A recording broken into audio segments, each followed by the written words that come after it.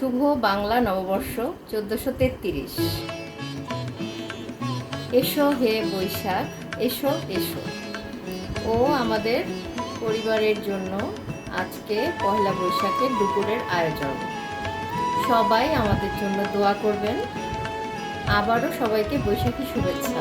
আল্লাহ হাফেজ।